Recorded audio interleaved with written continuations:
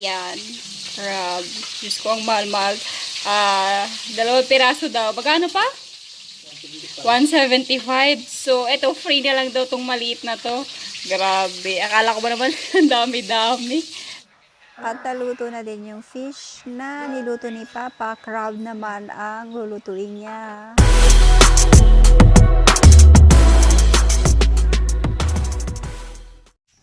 Good morning! Hello everyone! Ayan. Dito ako sa sasakyan. Andito ako sa sasakyan kasi umuwi si Papa kahapon. Nandito siya tapos. Ayan, babalik din siya tomorrow. Pupunta kami ng palengke ngayon. Bibili si Papa ng lulutuin niya. Ganyan. Mag-open tayo ng window kasi hindi pa namin napapa-check yung aircon namin. Hindi ko alam kung anong meron. So, ayan. Ang sakit ng lalamunan ko. Hindi ko alam kung bakit. Ito yung mukha ko pag bagong gising. Good morning ulit, Mr. Sun. Dito na kami sa palengke. Hindi ako makapag-vlog kasi maraming tao.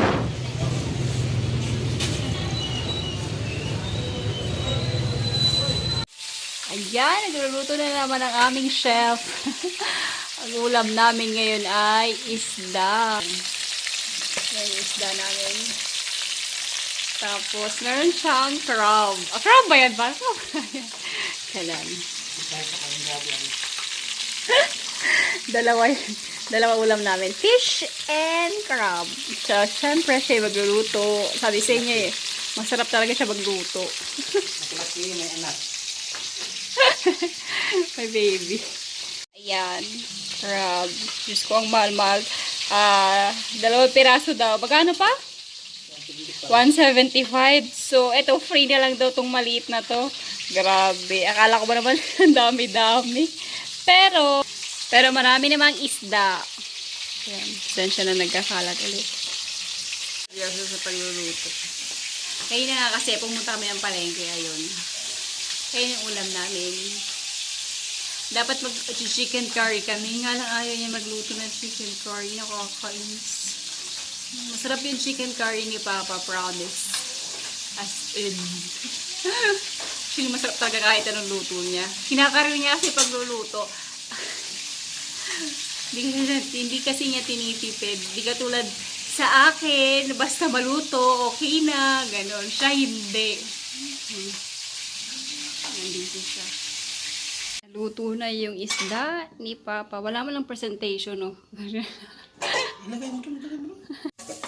Seryoso yan siya magluto. Hindi siya.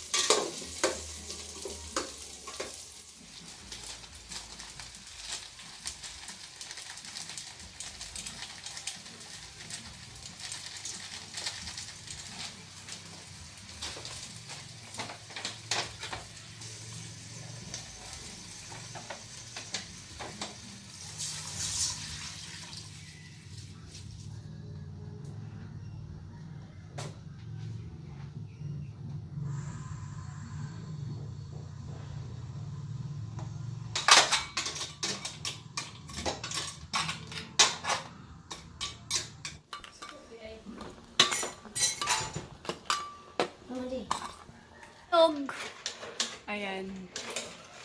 Sarap yan, guys. Promise. Yung ano po pa? Nam nam.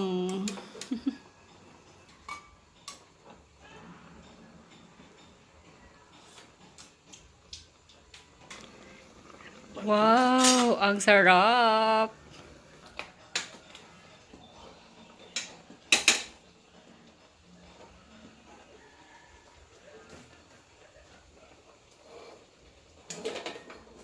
Churay. Lalagay niya ng malunggay.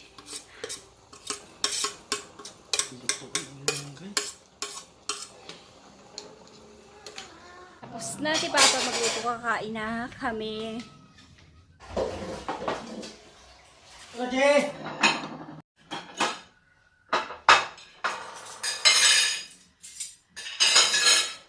Ulam mo itong isda. Kain tayo. Mercury crab! Naiyak si Kuya kasi ayaw niyang kumain ng fish. Hindi lang siya nakain ng fish, di ko alam kung bakit. Ikaw mo dito.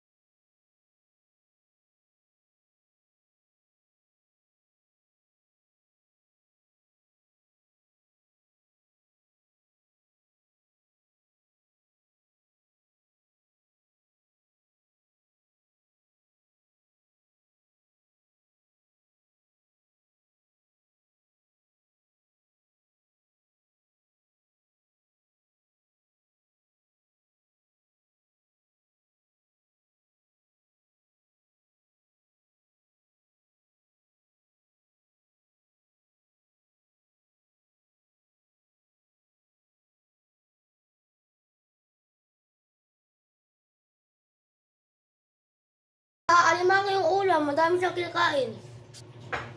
Tapos na sila kumain, kami dalawa na lang ni Kuya yung natira. At dahil lang uli ako kumain, ako ang maghuhugas ngayon. Nakakalimutan ko